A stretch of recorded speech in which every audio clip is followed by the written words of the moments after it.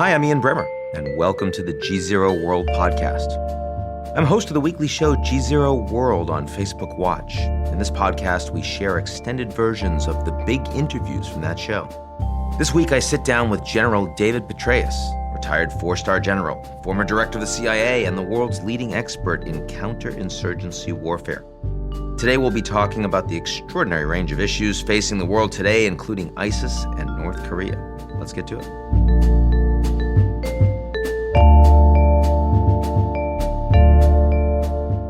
The GZERO World is brought to you by our founding sponsor, First Republic.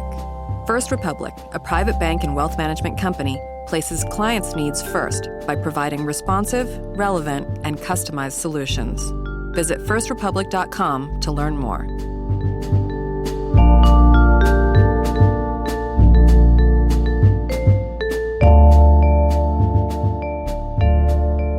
Here in New York City, overlooking Central Park, KKR offices, and delighted to be with General David Petraeus. He was director of the CIA, ran Central Command, in charge of American forces during wars in Iraq and Afghanistan, and now is a partner here at KKR. Delighted to have General Petraeus here with us on GZERO World today. So General, let me start sort of right in your bailiwick, which is war on terror, and Iraq, Syria, ISIS. I mean, how do you think it's really going right Well, now? obviously, we're on the verge of defeating the Islamic State in Iraq and in Syria, so I think it's going quite well. It's taken a while to get going. The previous administration does deserve credit, I think, however reluctant they may have been, understandably, to put forces back on the ground in Iraq, having removed them back in the late part of 2011, really developed an approach that I think is revolutionary and slightly overlooked. We basically have enabled others to defeat the Islamic State. What we've done is we've reconstituted Iraqi forces that performed poorly and then advised and assisted and most importantly enabled them with the use of our intelligence, surveillance, and reconnaissance platforms, precision strike assets, and industrial strength ability to fuse intelligence. ISIS gotten more capable in your view in terms of adapting? ISIS is very different in certain respects. One of them is their ability in cyberspace. And so I think we have to point out that even though the ground caliphate is just about taken away from them and the ISIS army has been defeated, there will still be a virtual caliphate. In cyberspace, there will still be access to these various videos and to exhortation, instructions on how to make explosives. So this is a generational struggle in which we're engaged, and why it's so important that we've been able to help others to do the fighting and defeat the Islamic State in Iraq and in Syria is that we have to have a sustained commitment. This is not the fight of a decade, much less a few years. It's going to be many decades. There will be ups and downs. We've had some important battlefield successes, but this is going to continue. And so you have to have a sustainable strategy. Sustainability is measured in the expenditure of blood and treasure. And by enabling, by advising, assisting, and enabling others, they're doing the fighting on the front lines. They're doing the fighting and dying for their country, frankly. It enables us, I think, to carry this forward and to do it for the duration of this struggle. To what extent is that kind of political and military coordination sustainable once there's no longer an active fight on the ground against the caliphate? Well, we've got to work very hard to try to make it sustainable. I do think that the Prime Minister of Iraq very much wants U.S. forces to continue to provide certain levels of assistance, to continue training and equipping, advising and assisting.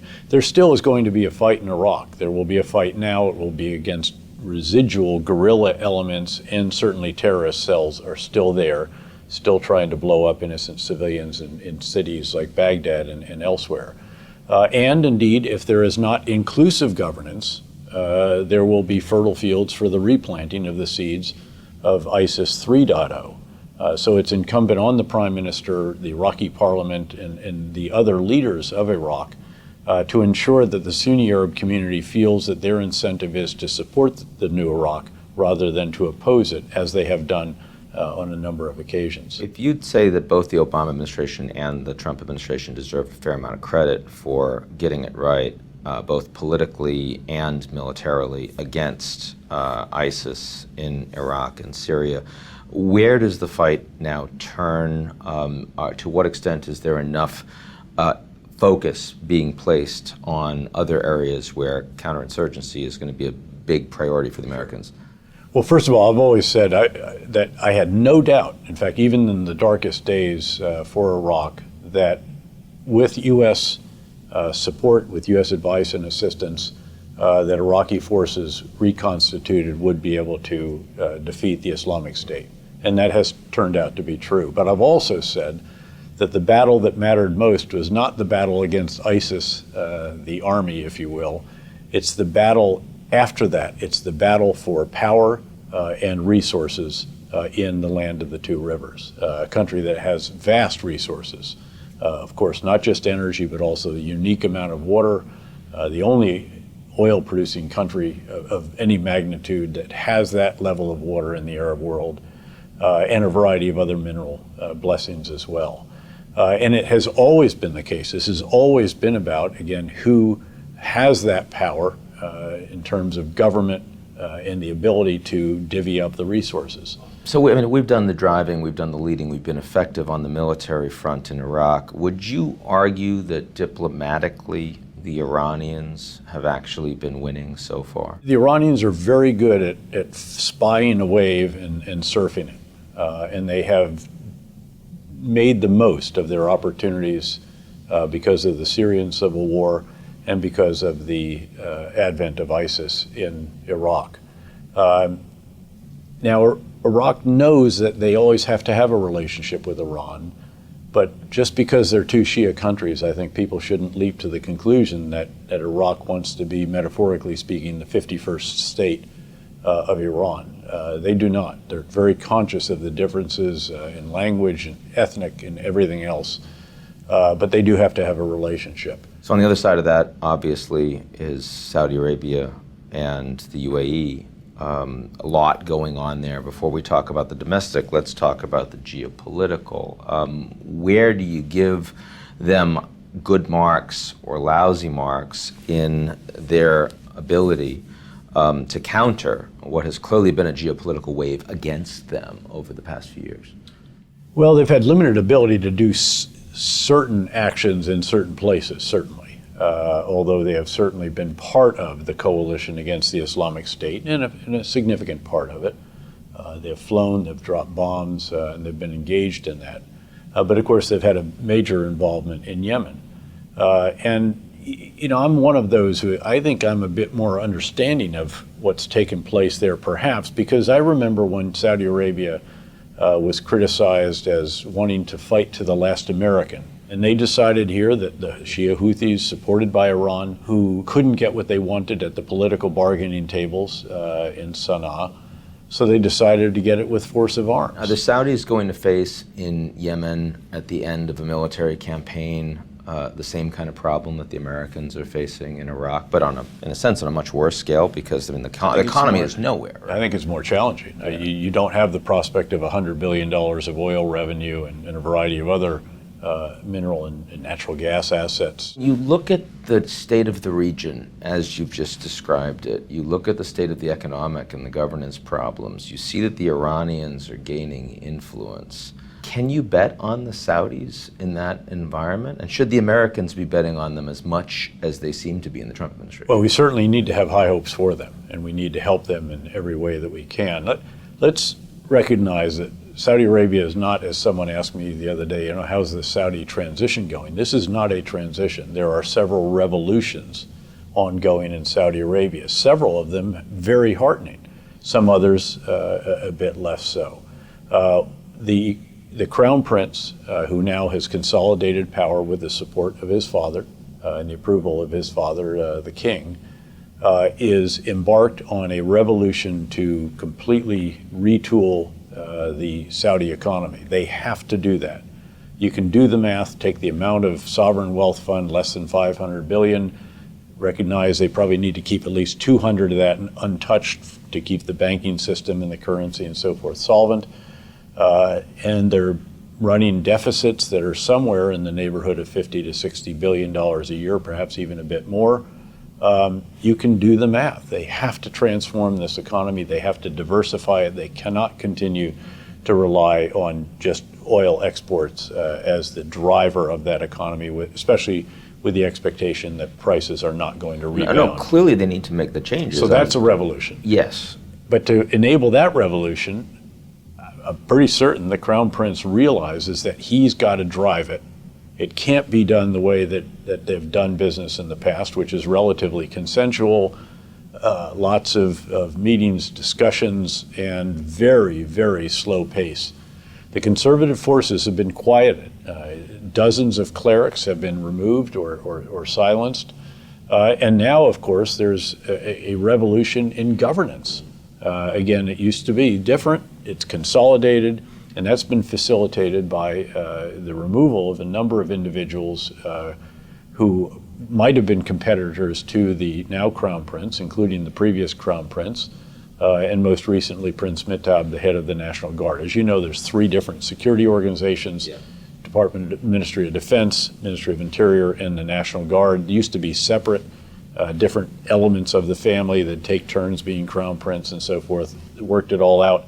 This power is now concentrated in one individual, and he is going to drive this country and do the very best that he can to transform it in the time that they have, which is certainly less than 10 years before the money runs out and they have challenges in the world markets getting more. So massive transformation they're trying to do, understandable, at home, for reasons that, as you say, economically doesn't take a rocket scientist, they have to do it.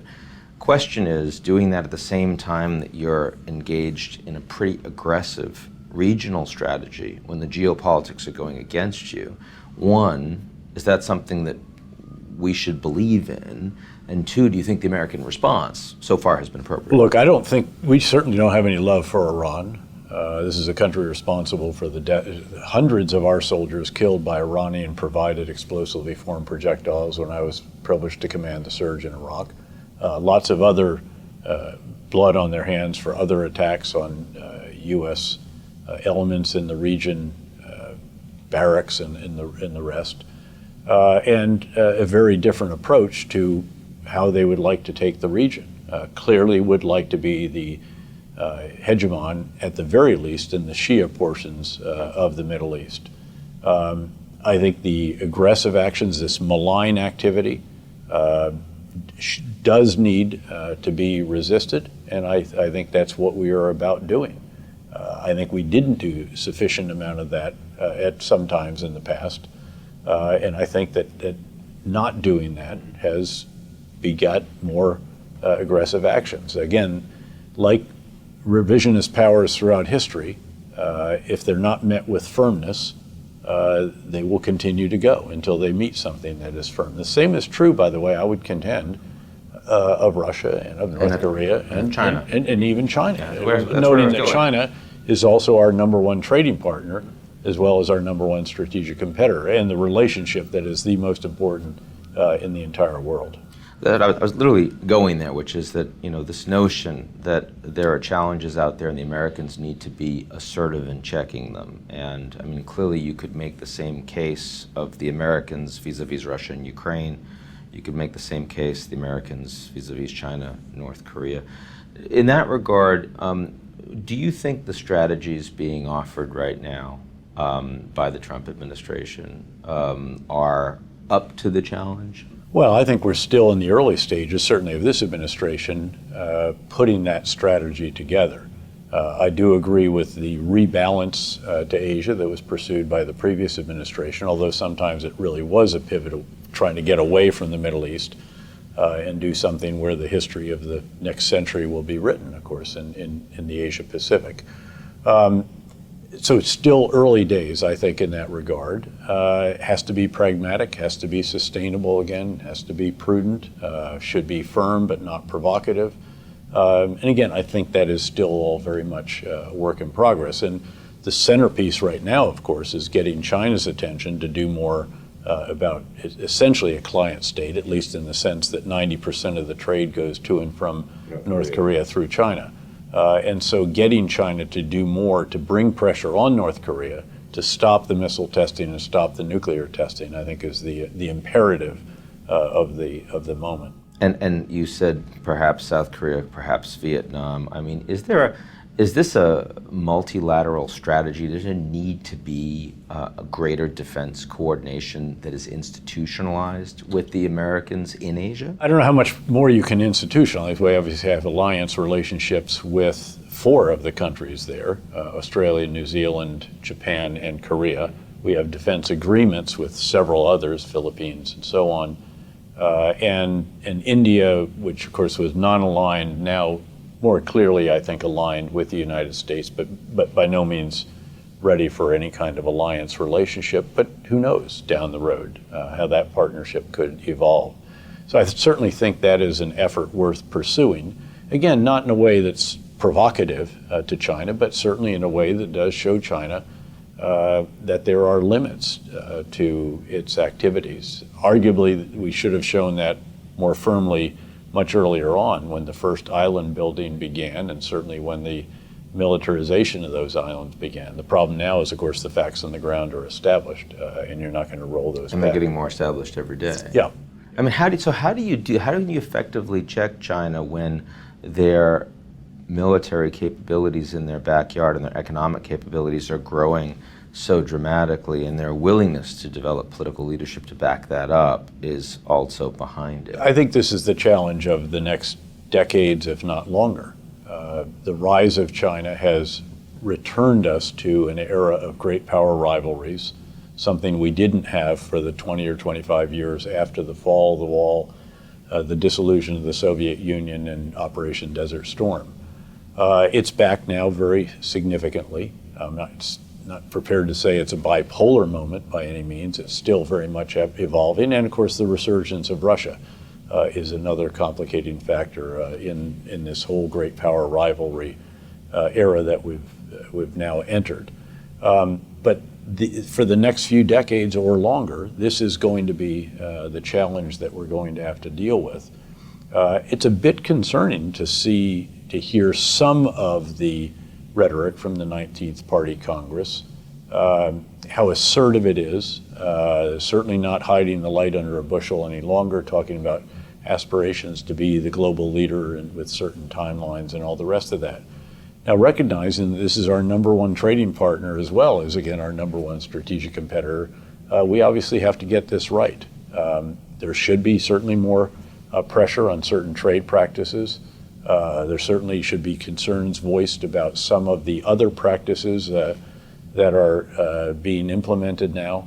But it's a very, very interesting moment. And by the way, I've encouraged some old departments in which I taught and so forth in the past to reestablish the comparative politics courses that went by the by at the end of history, again in 1990, 91.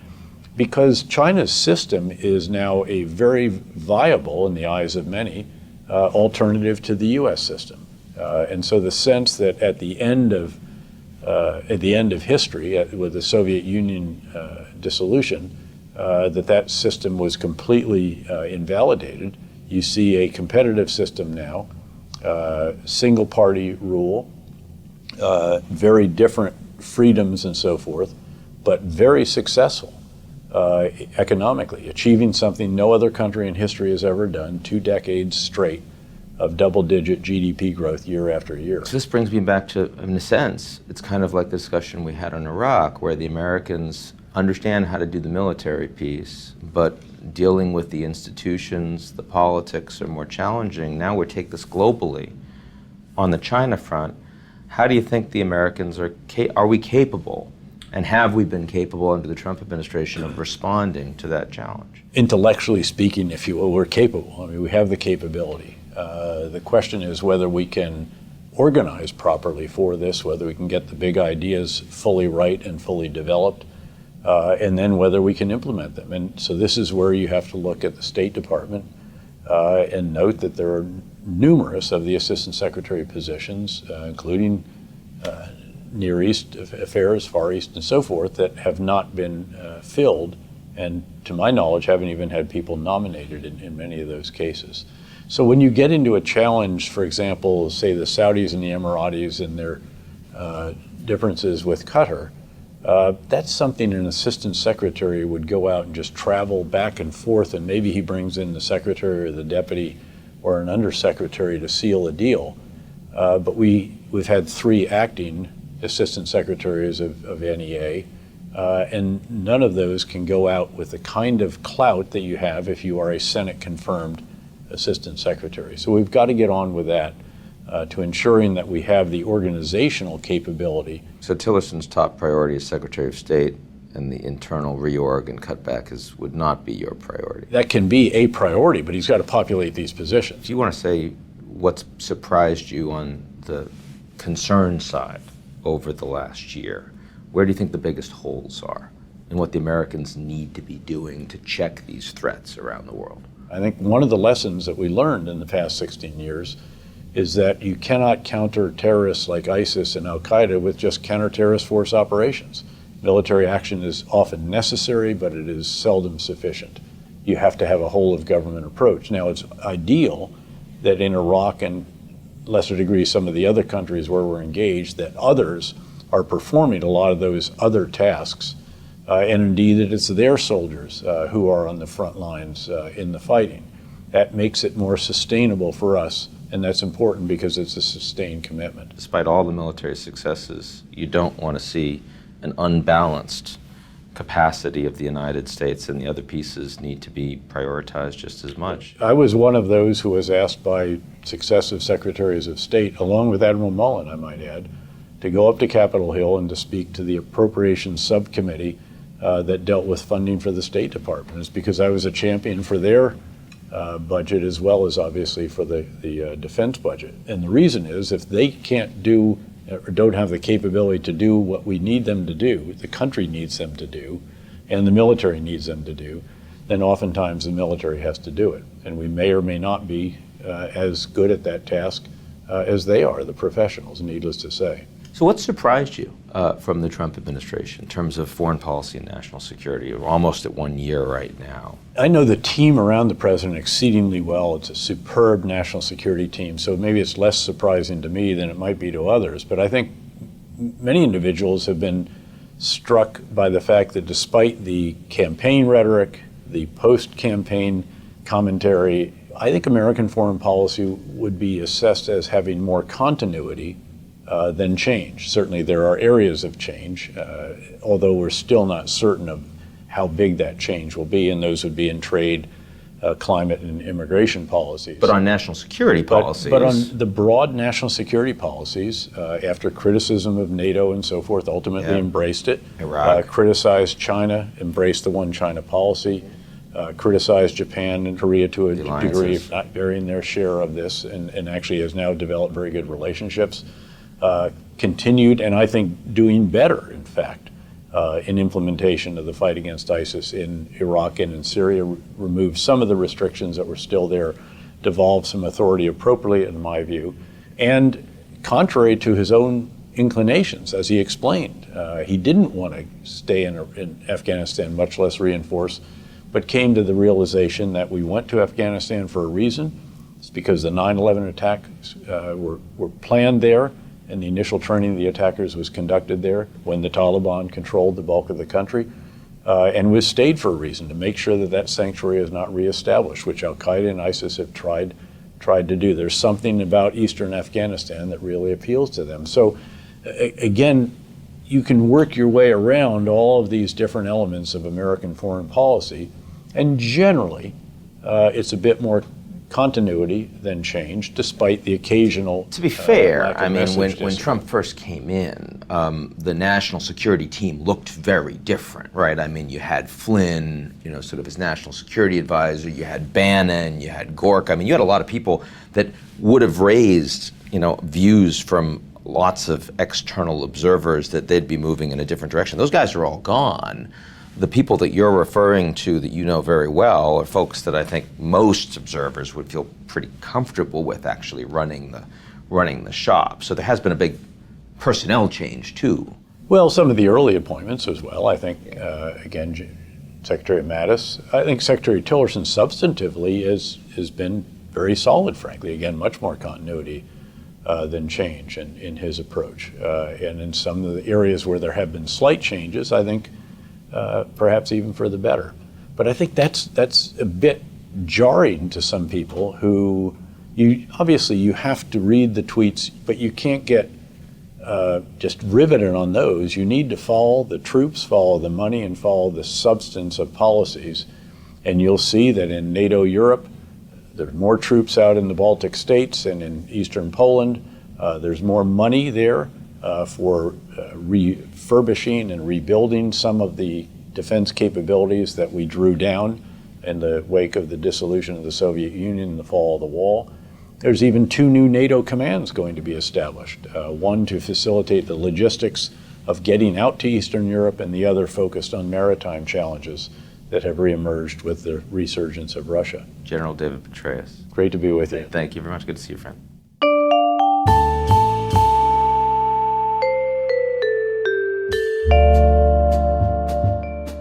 The GZERO World is brought to you by our founding sponsor, First Republic. First Republic, a private bank and wealth management company, places clients' needs first by providing responsive, relevant, and customized solutions. Visit firstrepublic.com to learn more.